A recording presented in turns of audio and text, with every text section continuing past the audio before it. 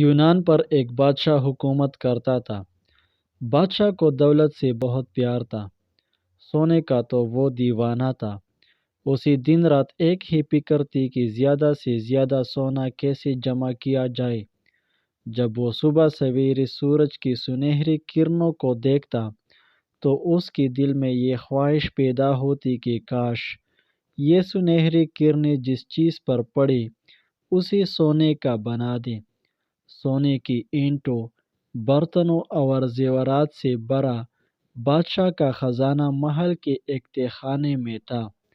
اسے جب فرصت ملتی تہہ خانے میں چلا جاتا، سونے کی اینٹوں کو دیکھ کر خوش ہوتا، سونے کے برتنوں کو اٹھا اٹھا کر دیکھتا۔ ایک دن بادشاہ تہہ خانے میں بیٹھا سونے کی چیزیں دیکھ رہا تھا۔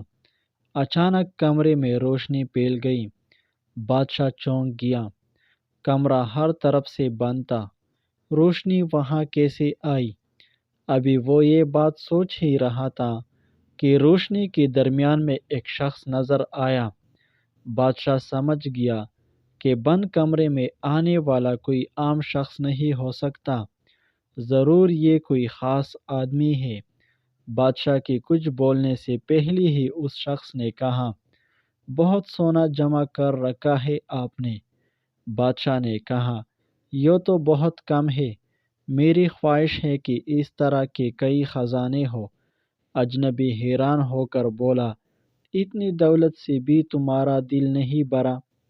بادشاہ نے کہا، دولت سے بھی کسی کا دل بھرتا ہے، یہ تو جتنے بھی مل جائے کم ہے۔ اجنبی نے کہا، تم چاہتے کیا ہو؟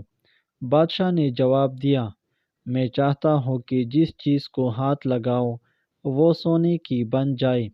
اجنبی نے کہا، ٹھیک ہے، کل صبح سورج کی پہلی کرن کے ساتھ ہی تم جس چیز کو ہاتھ لگاؤ گے وہ سونے کی بن جائے گی۔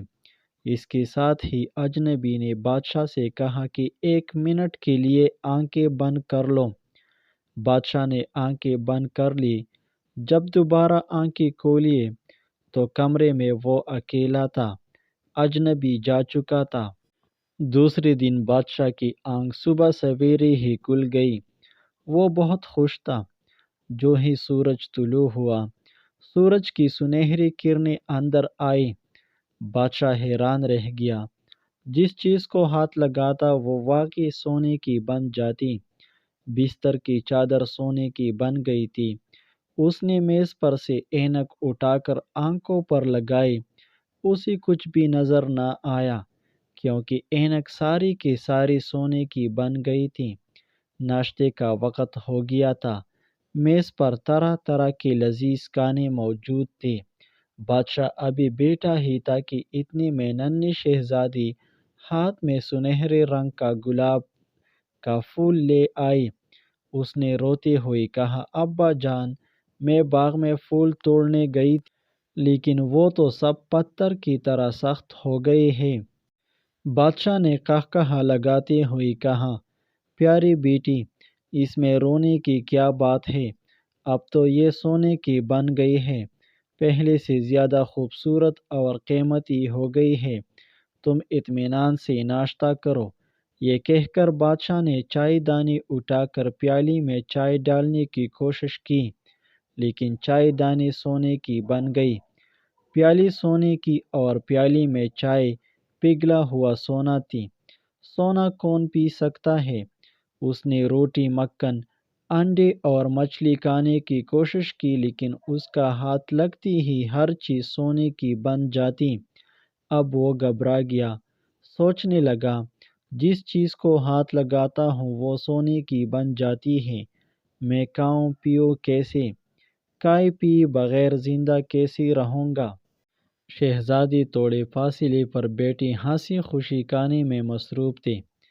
کھاتے کھاتے اس نے سر اٹھا کر دیکھا تو اسے اندازہ ہوا کہ اس کا باپ کچھ پریشان سا ہے۔ وہ اس کے پاس آ کر بولی، بابا جان، خیریت تو ہے؟ آپ پریشان نظر آ رہے ہیں۔ بادشاہ نے پیار سے اس کی پیشانی کو چوما۔ اسے بالکل یاد نہ رہا کہ اس کے چونے سے ہر چیز سونے کی بن جاتی ہے۔ اجنبی مسکرا کر کہنے لگا، کہو کیا حال ہے؟ اب تو خوش ہو، بہت سونا ہو جائے گا تمہارے پاس۔ بادشاہ کہنے لگا، میری بچی، میری شہزادی مجھ سے جدا ہو گئی، میں کچھ کھا نہیں سکتا، کچھ پی نہیں سکتا، ایسے سونے کو میں کیا کروں گا؟ مجھے سونا نہیں چاہیے۔ اجنبی نے کہا، اس کا مطلب ہے اب تمہیں حقیقت کا پتہ چل گیا، بتاؤ سونا اچھا ہے یا پانی کا ایک گھونٹ؟ بادشاہ نے جواب دیا، پانی کا ایک گھونٹ۔ اجنبی بولا، سونا اچھا ہے یا روٹی کا ایک نوالہ؟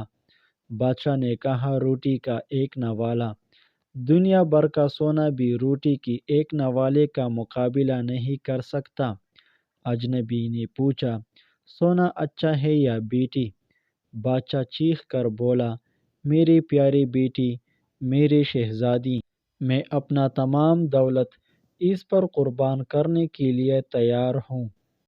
اجنبی نے کہا، ٹھیک ہے، اب تم اپنے باغ کے تالاب میں نہا لو، اور اس کا پانی ان تمام چیزوں پر جو کچھ تمہارے چونے سے سونے کی بن گئی ہے، اور آئندہ اپنے دل سے وعدہ کرو کہ کبھی بھی اس طرح دولت کا لالچ نہیں کرو گے۔ بادشاہ نے سچے دل سے توبہ کی اور دوڑتا ہوا نہر میں کود گیا۔ پھر اس نے پانی لا کر تمام چیزوں پر چھڑکا۔ ہر چیز اصلی حالت پر آ گئی۔ اس نے شہزادی پر پانی چھڑکا تو وہ ایک دفعہ پھر گوشت پوش کی لڑکی بن گئی۔ اس نے حیرت سے اپنے کپڑوں کو دیکھا اور بولی، ارے میرے کپڑے کیسے بھیگ گئے، یہ تو خشک تھے۔ بادشاہ نے اسے گلے لگایا اور اسے پوری بات بتائی۔ پھر باپ بیٹی دونوں نے مل کر ناشتہ کیا اور باغ میں جا کر پھولوں کی خوشبو سے لطف اٹھانے لگے۔